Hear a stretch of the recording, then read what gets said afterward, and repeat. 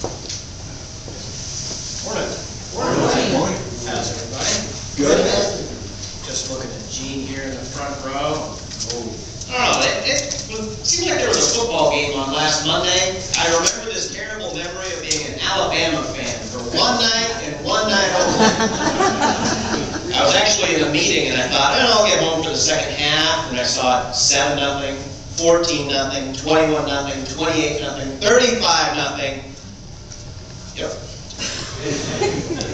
I read this week that one of the BCS computers actually still had Notre Dame ranked #1, which underscores the whole problem, doesn't it? Go Irish. Yeah. Never mind. I don't want to be a spoiler for anybody, but are there any Seahawks fans here? Yeah. Yeah. Well, again, I don't want to spoil anything, but if you just chose to come to church rather than stay home and watch the game, so far you're making the right choice.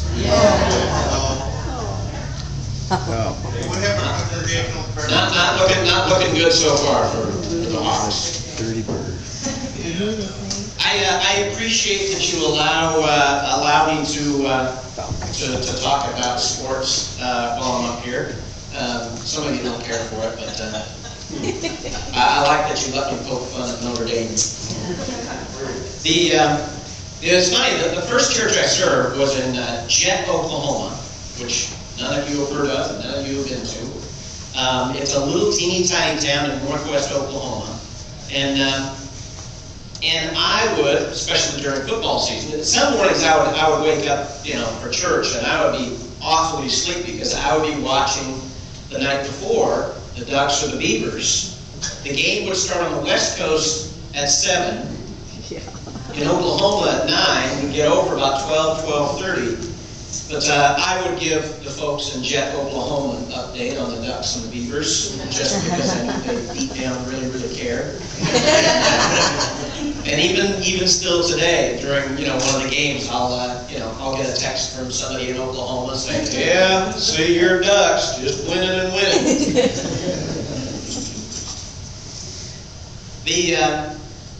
That church in Jet, that was the first church I served. It was June of '97, and I had spent the previous year as the sort of token chaplain at Phillips University in Enid, Oklahoma. I was anxious to kind of be in a more normal church situation, preaching every week, and somebody in the seminary was graduating and said, you should really go up and talk to these folks in Jet.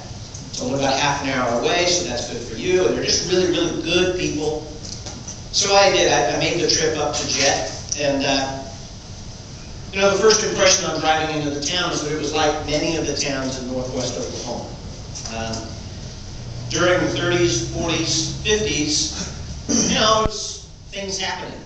Businesses were successful, but then as the world started to change, we moved from a sort of a more agrarian society to a less agrarian culture, and it's just as times changed, the kids would grow up, and instead of coming back to work on the farm, they'd move to the city, Enid or Oklahoma City or Tulsa, or heaven forbid, they'd even go all the way to Texas to find work. There were a lot of, as I drove through town, a lot of stores that were boarded up, buildings in disrepair, starting to fall apart. And the town was slowly dying.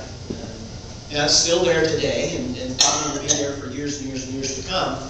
But the town isn't growing anytime soon. And the church, much the same way. The church facility was beautifully kept, but the membership had been in decline for some years, and they told me sort of the story that the town told me. They would tell me about how in the 50s there were so many kids in the nursery, and they had all the pictures of the cradle rolls where a photographer would come in and take photos of all the kids, and there was a kindergarten class, and a first grade class, and a second grade class, and a third grade class. But again, as kids had moved away, didn't come back to work on the farm, there wasn't any work for them in Jet. The membership started declining in the church as well.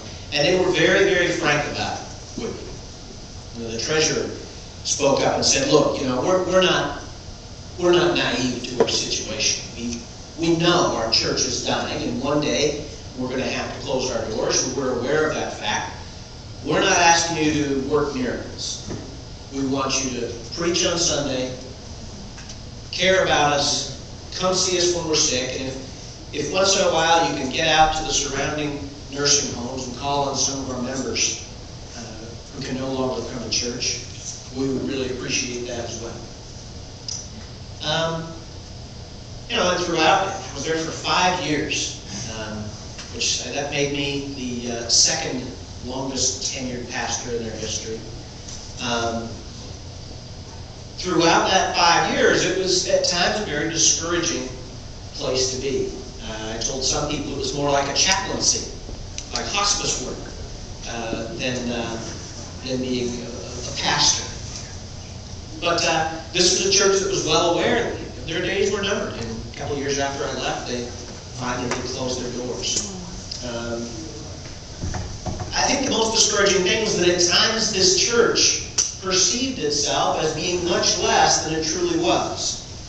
They really did look at themselves in the mirror and believe that as a church they really didn't have much to offer. They really didn't have much to contribute to the world at large. They didn't see themselves being capable of really impacting their community to any great degree.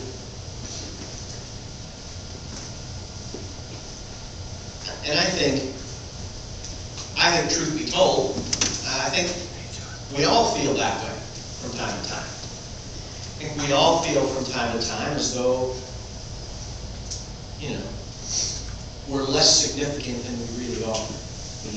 We look at all our shortcomings. We think, well, I'm too old, or I'm too young. I don't have any money to give. I don't have any time to give. I'm too whatever.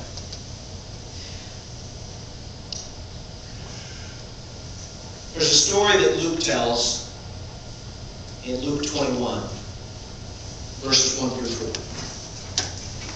It's an interesting story. It's a story of a woman who was considered completely insignificant in her time. She probably considered herself fairly insignificant in her time, in fact. Jesus is teaching in the temple, and it's interesting. In the end of chapter 20, he's using the Pharisees, or the teachers of the law, as an example of everything that's wrong with religion. Oh, these teachers of the law, watch out for those guys, because they love the attention they garner. They love the show that they can put on. They love to walk around in their flowing robes. They love to give lengthy, eloquent prayers. They love to be noticed and admired. And then, verse 1 says, as he looked up, Jesus saw the rich putting their gifts into the temple treasury. He also saw a poor widow put in 2 very small copper coins. I tell you the truth, he said, this poor widow has put in more than all the others. All these people gave their gifts out of their wealth, but she, out of her poverty, put in all she had to live on. I think you could imagine hearing the sound of, as all the disciples' jaws hit the floor, when Jesus said, she put in more than all the others.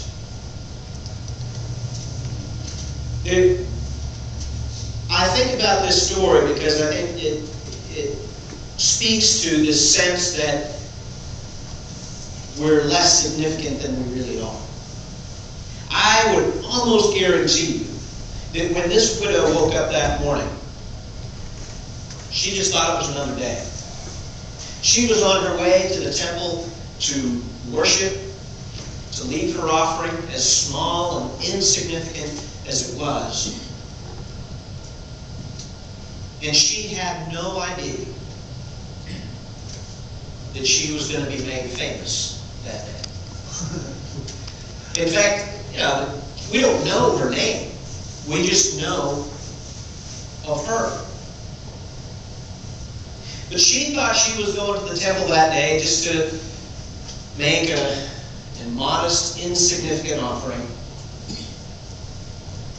And today, she reminds us that there is no such thing as an insignificant offering.